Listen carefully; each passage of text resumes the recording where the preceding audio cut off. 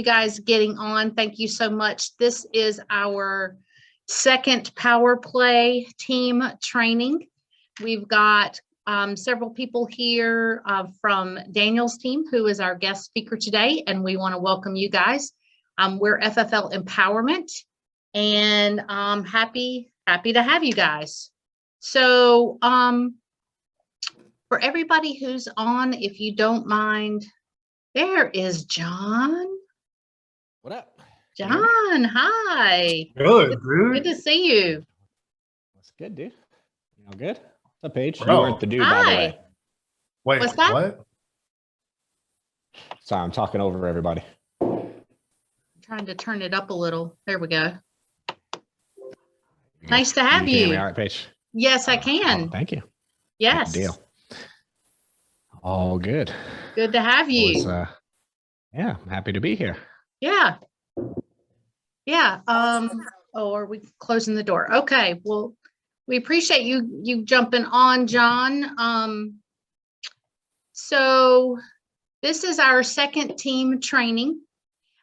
We paused it for a while and started back, and we are just happy to have everybody getting back on and getting back together as a team.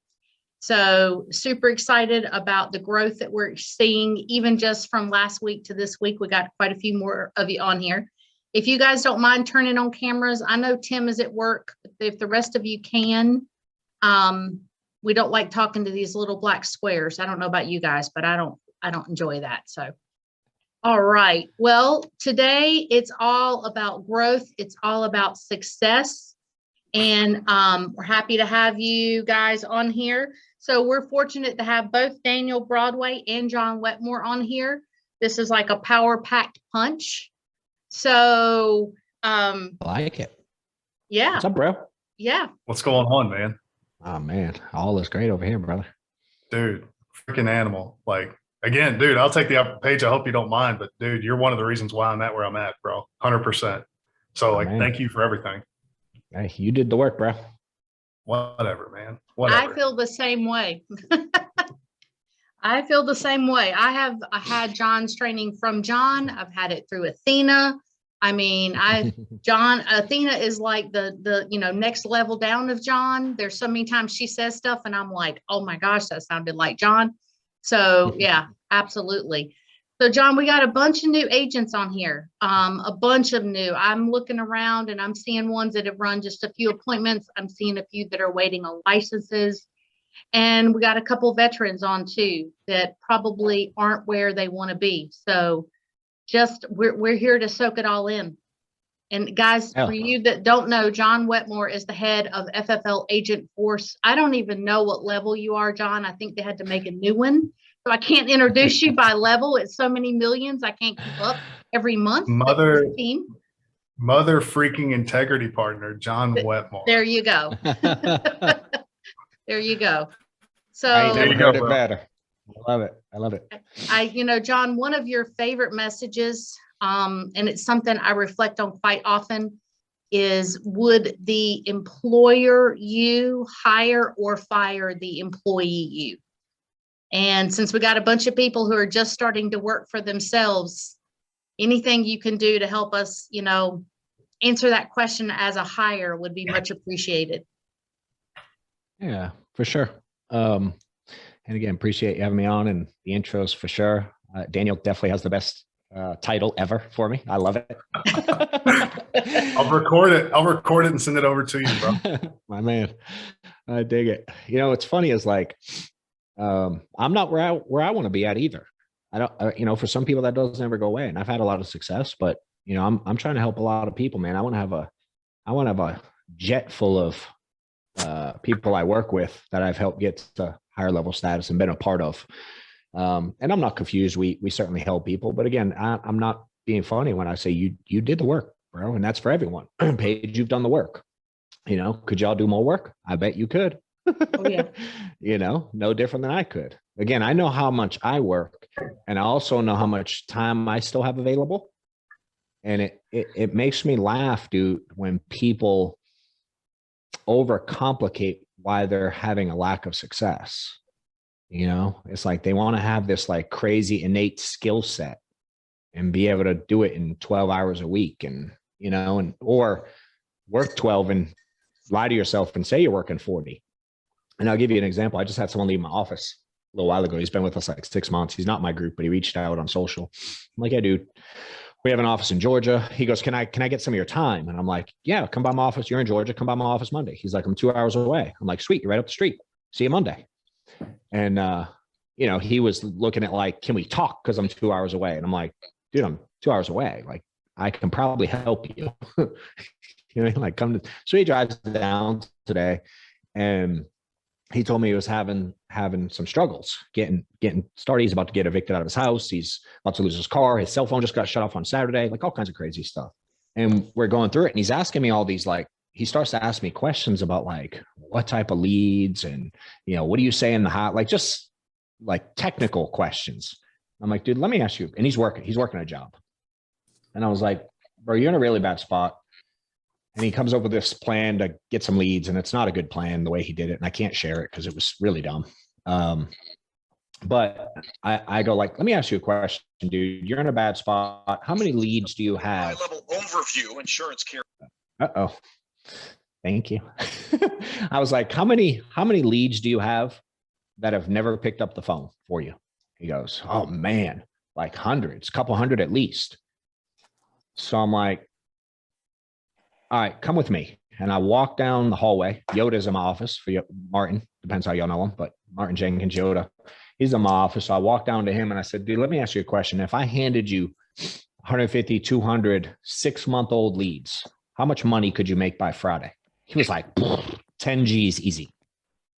Right. And I'm like, so if I give you his leads that he isn't willing to call, you think you can make 10 grand this week? He was like, hell yeah.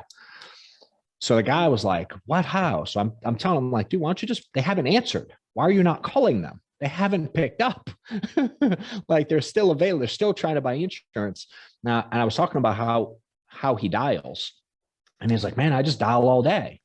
You know, from early morning till late at night. I'm like, what time do you start? He goes, 8. I'm like, you're broke, aren't you? He says, yes. So why don't you start at 7? He's like, I don't know. I'm like, and why do you stop at 8? Because you start 8 a.m. to 8 p.m. I'm like, why do you stop at 8? Why can't you dial till 9:30? He's like, I guess I could. So I start going through how he dials, and he'll spend 12 hours to make 200 dials. And this guy works in a warehouse and he picks books off a shelf. I'm like, do they track your book picking? He goes, yeah, I have to pick 100 books an hour. And I said, what happens if you don't? He goes, I get fired. I was like, all right, how long does it take you to dial? One dial. And it was weird. He said like 3 or 4 minutes. I'm like, no, dude, like one dial, like call me. And it hits my voicemail. How long does it take? And he couldn't wrap. So I'm like, give me your phone. I call him. I'm like, time this. I call him. I let it ring to voicemail. It took 24 seconds. I'm like, all right, if you dialed nonstop for 14 hours, and let's round up to a minute per dial, because I can't do the math on 24 seconds. So let's give you a minute, because some are going to answer, some aren't. Most aren't. And we do the math, and it's like 850 dials. If he was working at the warehouse and they tracked him dialing like they track him in the warehouse, Daniel, he could make 60 dials per hour. He picks 100 books, he could dial 60 times an hour. And I'm like, so if you dial, if your employer was in charge of your dialing and you made 24 dials an hour, what would happen? He goes, dude, I'd be fired the first day. I'm like, all right, do you think you can dial more frequently, faster, more efficiently? And we just started talking about dialing. And I think that's the piece people miss, is they convince themselves they dial all day. And I'm like, nah, you just drug this shit out all day. You took all day to dial. There are two very different things. And that's true any part of this business. I ran all day and made no sales. No, you took all day to run 4 appointments. You could have run 12. You know, and like he schedules, and most people schedule, they book their schedule as if everyone's going to be home page, right? So they go like, let me book an 8, and then I'm going to sit with them for an hour and a half, and they're going to take 2 apps, and we're going to have coffee and cookies, and then I'm going to give 42 minutes to drive to my next one. Let me book every hour and a half, 2 hours.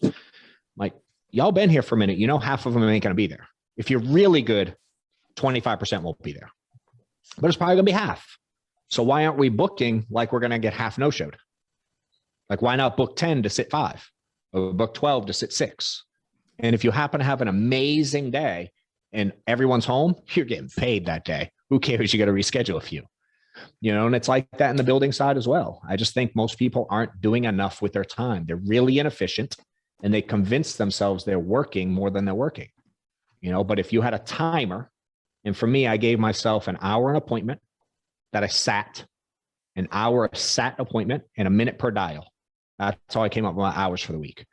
So, I mean, if I schedule 30 and I sit 20, that's 20 hours in the field. And if I book an appointment, I don't know, 3 or 4 an hour, nothing crazy, 3 or 4 appointments an hour, making $60 an hour. What's it take me? 6 hours, 7 hours, 8 hours? So I'm like 28 hours running 30 appointments a week. I drive around a lot. I used to drive around a lot to work my job. They didn't count that towards my 40 hours.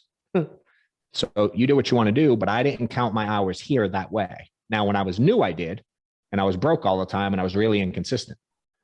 When I started holding myself accountable, like I would an employer, and I go, you get a minute per dial and an hour per sat appointment. And if you don't hit those numbers, what do you expect?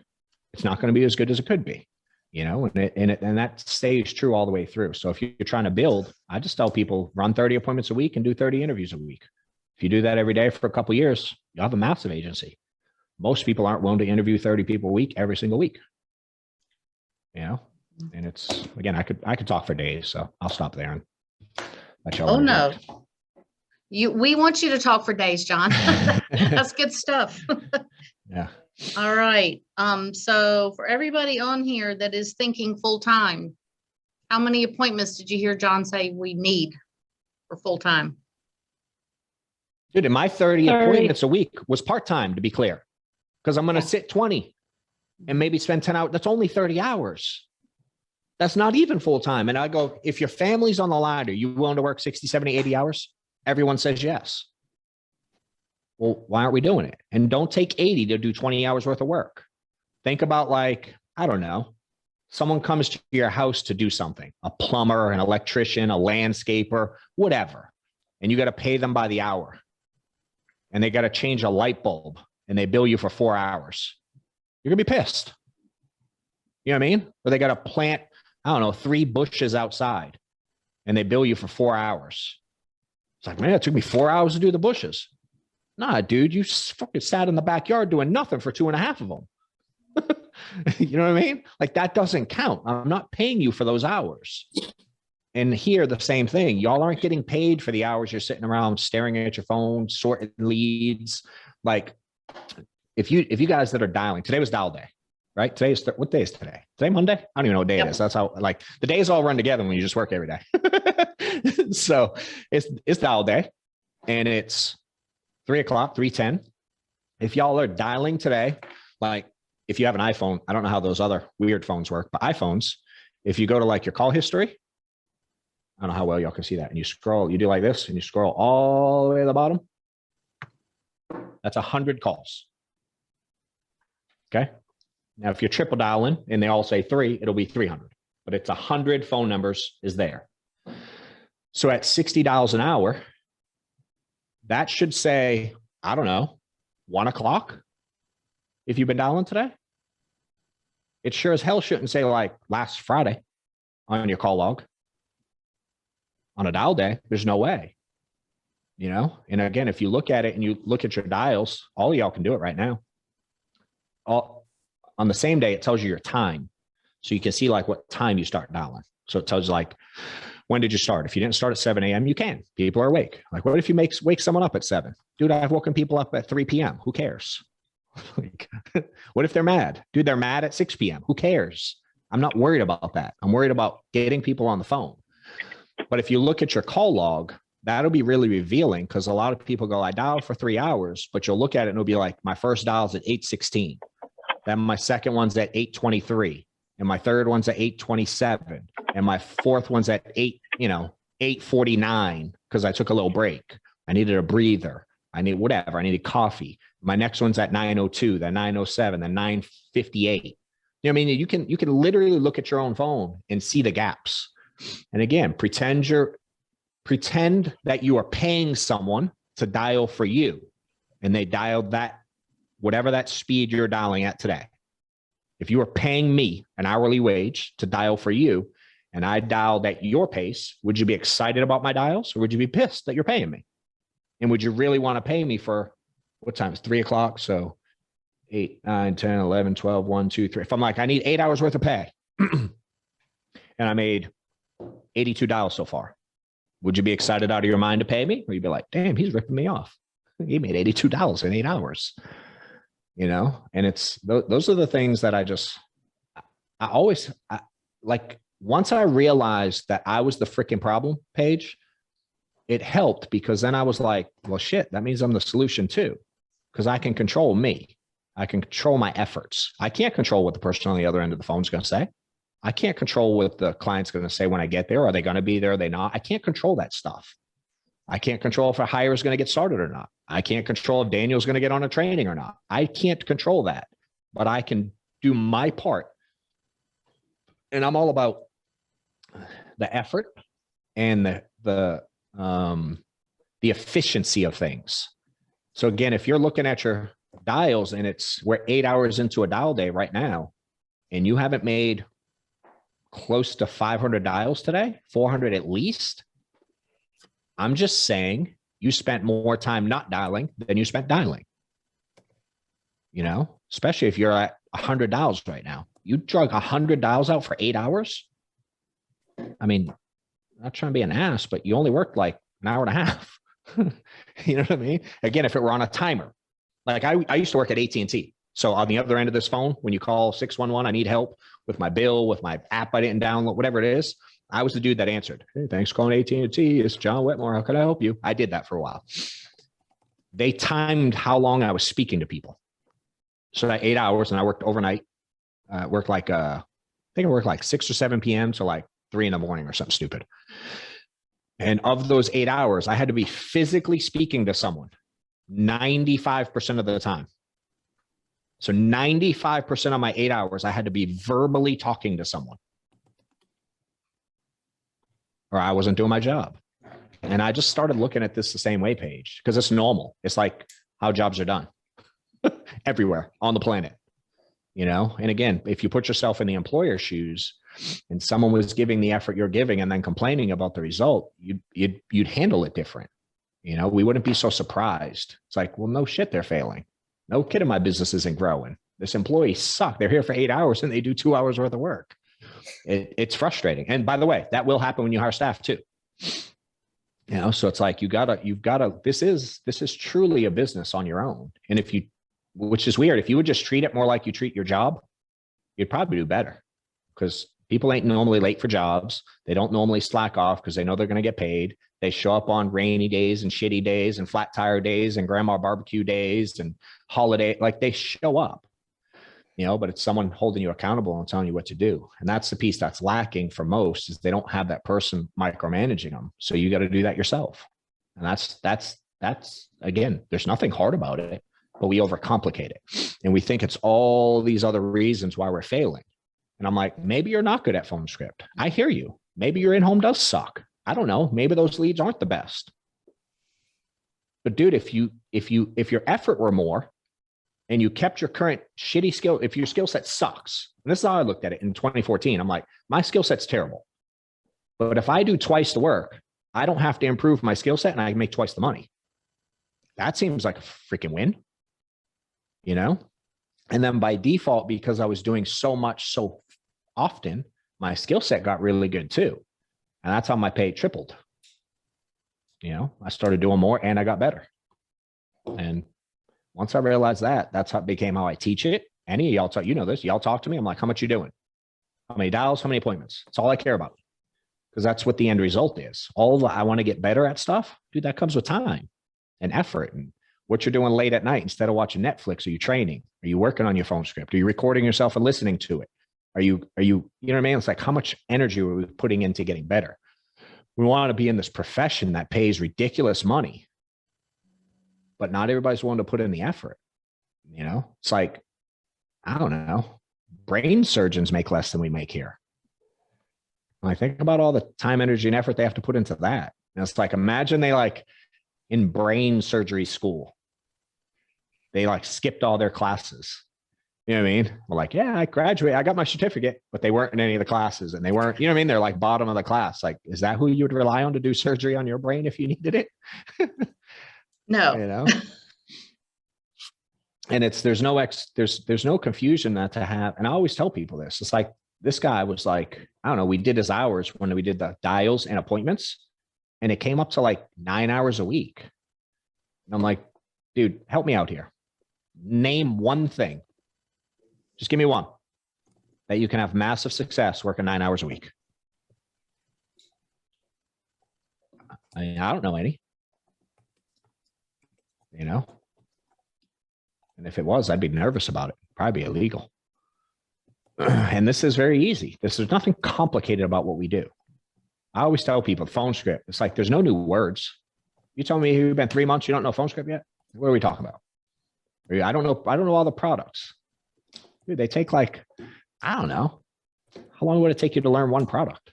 Inside out, upside down, in and out, everything about it.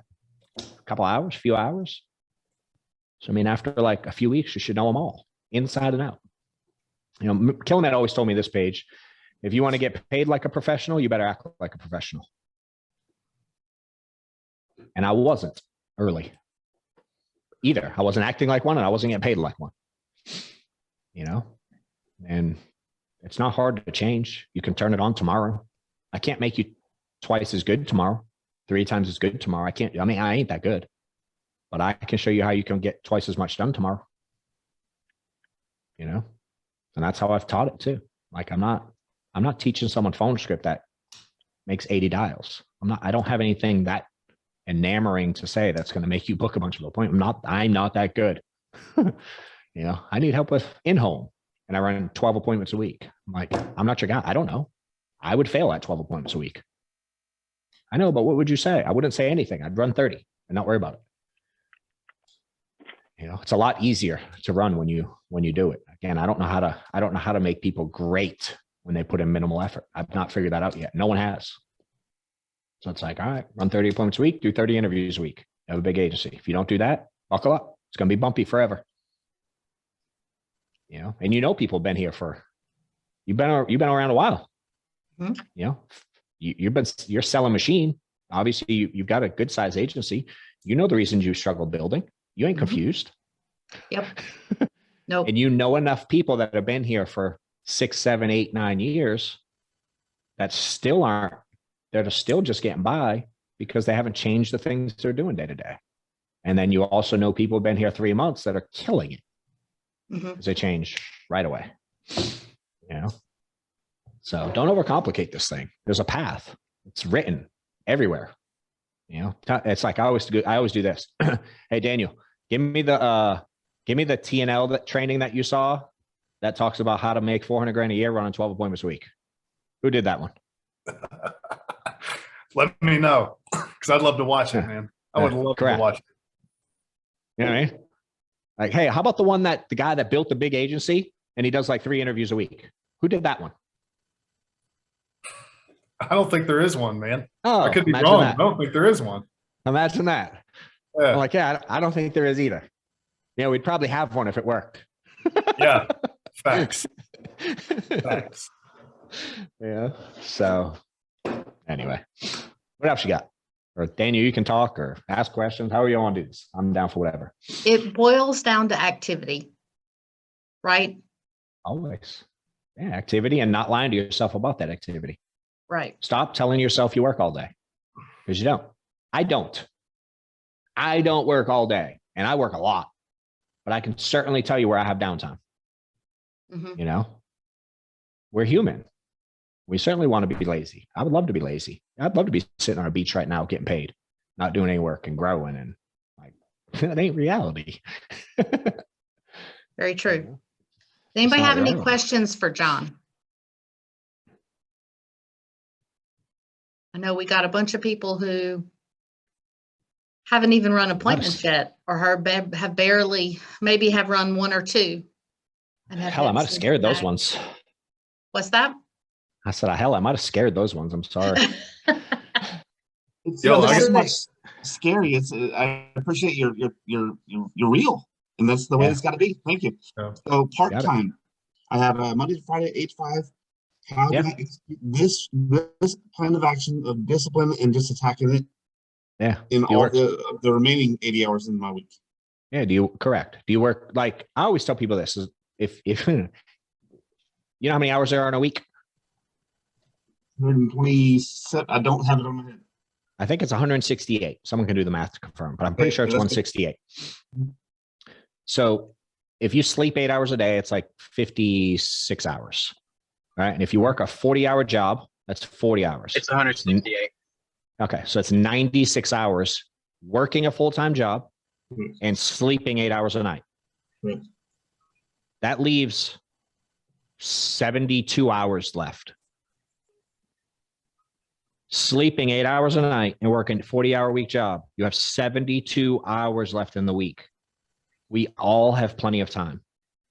Yes, sir. Does it make sense? So Okay. now on the job, I started part-time. I did a year part-time and I was slow. I was at 55% comp and had really no system.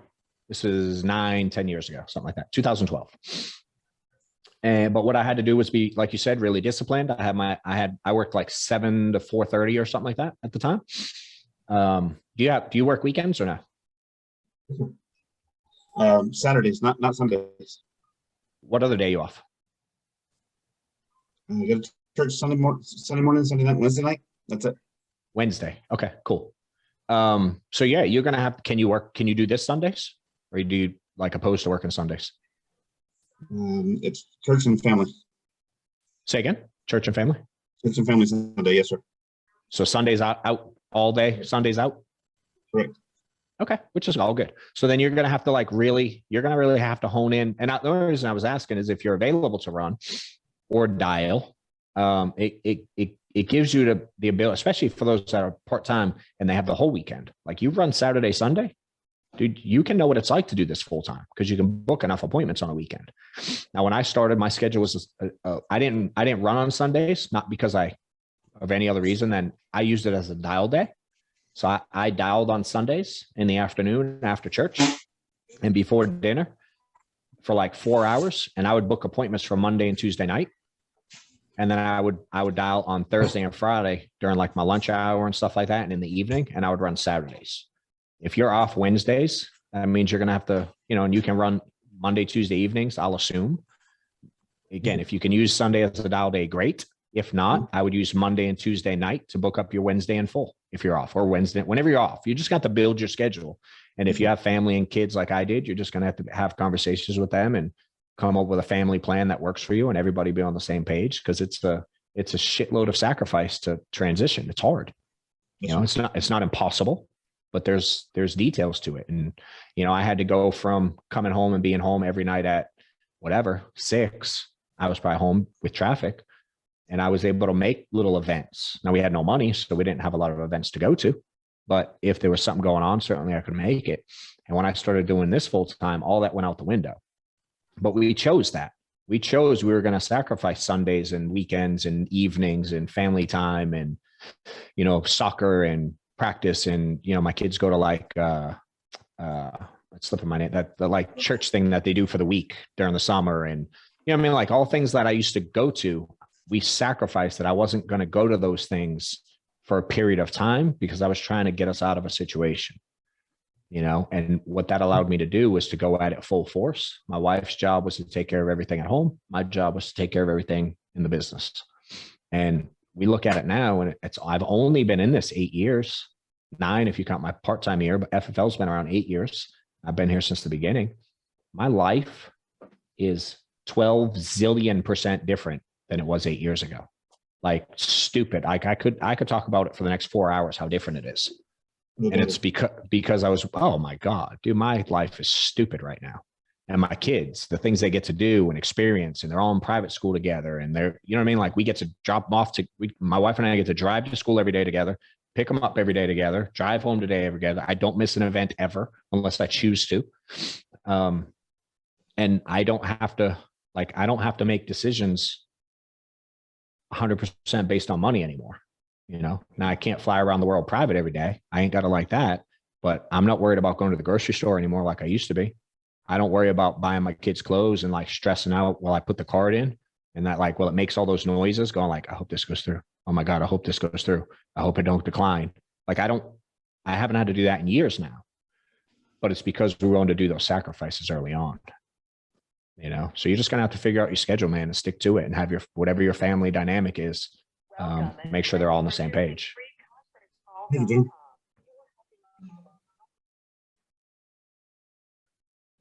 Any other questions for John? Yeah, John, I got one for you. If you got a second, dude. Yeah. Hold on one second. Let me tell this dude up. Hold on. Go for it. Hey, Mike. Hey, Mike. Yo, I'm finishing up a call. I'll be on in a minute. Will you start it up? You hear me? All right, cool. I'll be on in a minute. Go ahead. So I got back-to-back calls. dude, you're good. Thank you. So one thing that you've actually helped me with, and one thing that I've seen is pretty common with a lot of different agents in Family First Life, is they always have this moment where they kind of like come to themselves and they realize what it's going to take to do what they want to do with this thing, if that makes sense, right? 100%. What's the easiest way that we could help a new agent come to themselves and realize what that next step is going to look like to get to the level that they want to get to? All right. So you sell a lot of life insurance, right? The reason most people that we sit with don't have life insurance is because they're procrastinators. Fair? Fair. Much like the agents that we work with. Yep. Similarity, right? Yep. How do you get a client to realize how important this meeting they're having is and how urgent it is for them to have life insurance? How do you do it? Simple answer. Don't overcomplicate this. I talked to them about what it's going to look like if they don't get it and what's already happened since they passed. You talk to them about it, or you ask them? Oh no, definitely ask them. Like I actually use your line. Like, I'm like, if your life was a movie and you're not here anymore, what's that going to look like? I love it. I totally use your line every single time. Yeah. So you ask questions. Yeah. Right. And then you get them to discover. And then you provide them a solution. Right. And you make their words help them realize that it's so urgent that if they don't move now, what their life is going to look like. They're going to be in trouble. They aren't going to get where they want to go. Right. So with clients or with agents, just like I just did to you in a simple matter, I didn't answer your question. I asked you a question. You answered it. Fair? Fair.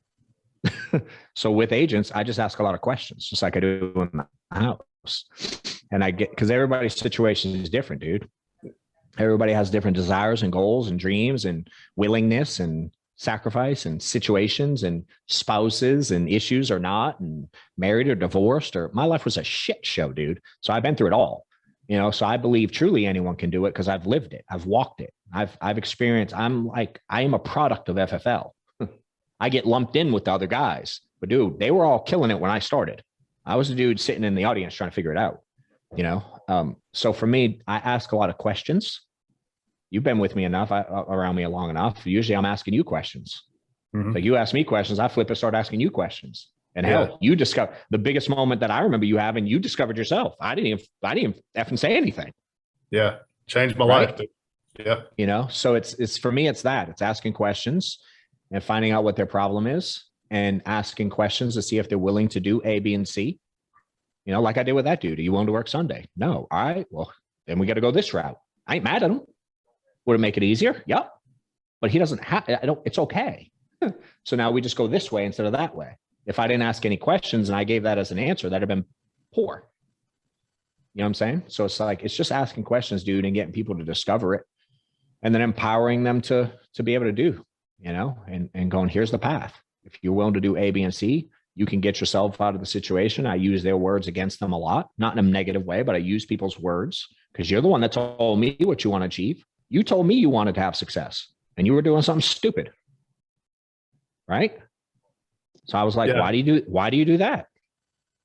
And I compared it to something you do and I'm like, and you just had this moment, Yeah. so it's just asking questions, dude. And you talk to enough people. You know how many fucking people I've talked to in 9-10 years? I mean, thousands and thousands. You know how many excuses I've gotten? Yeah.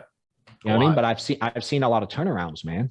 So I just got really good at asking questions and finding ways for people to hold themselves accountable, and, watching people want to win, man, and continuing to challenge them. And again, I can challenge people through questions.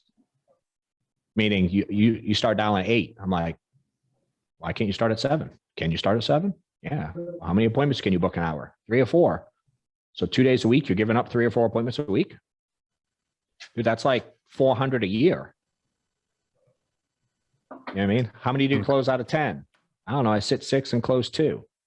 So 400 more appointments a year will get you like 50 more apps. Yep. So you're giving up 50 G's a year? Huh. You decide what to do with it. You know what I mean? So it's asking questions. And then certainly after, just like in home, then I can give. You ask questions, they tell you what's going to happen. Now you can go, I assume this, and you can tell them all the bad shit you want to tell them.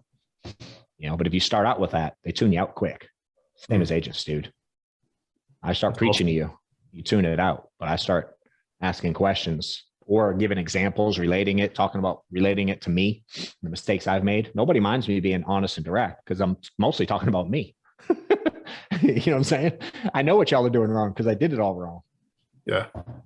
But I was willing to change, man. When someone told me what to do, I was not slow to change. I changed like this. And I was dumb as shit when I started. But when Mike said, dude, you're doing this wrong, change, do this, I was quick to change. So hopefully that helped. Yeah, for sure. Thank you, bro.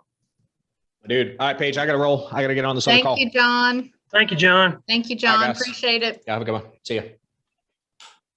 Daniel, while you're still here, would you mind Yeah, sharing what's up? the light bulb moment John referred to?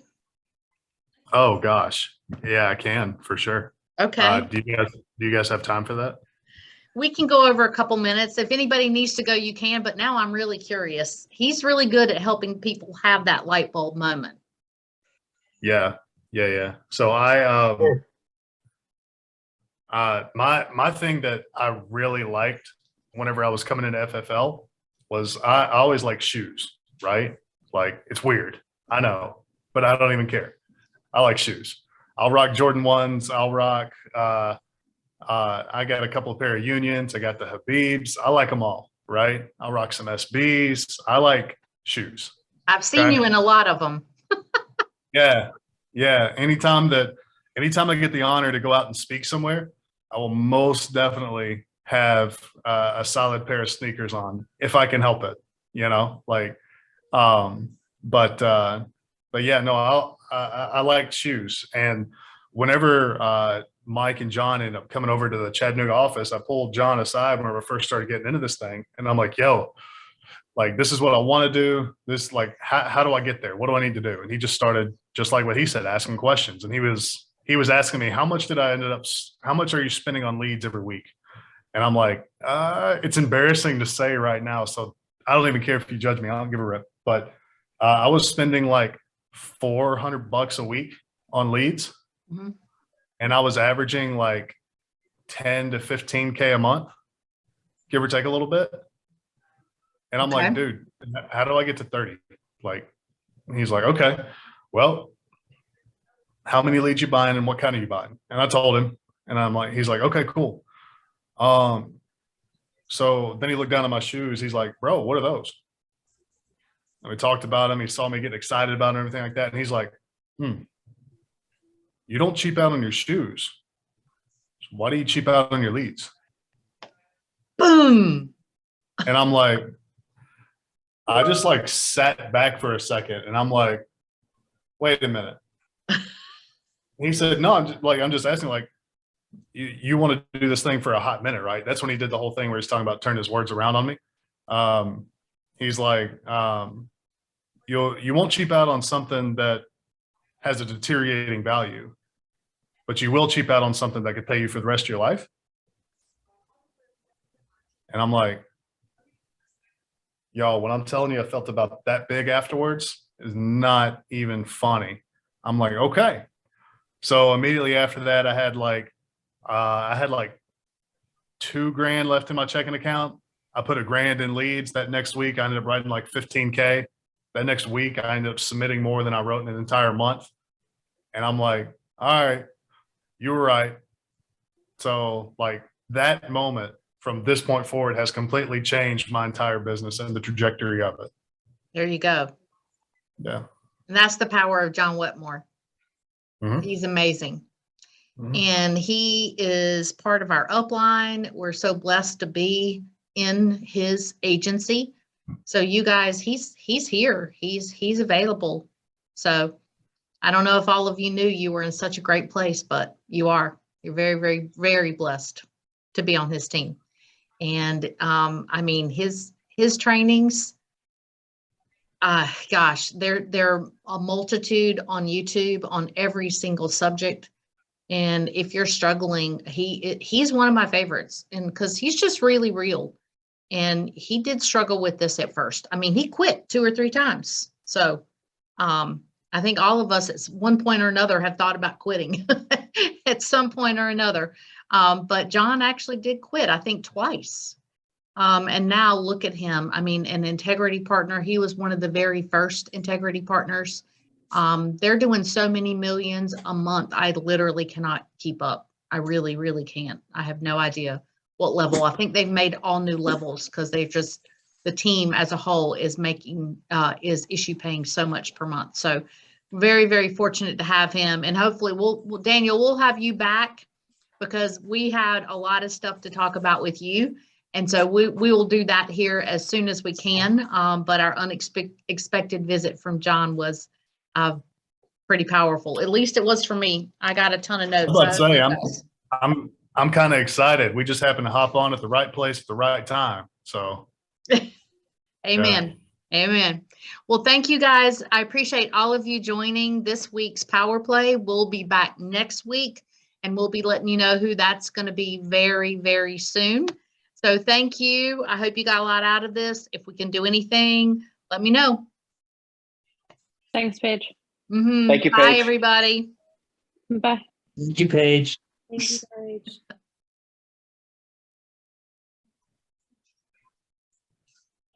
Thank you very much, Paige.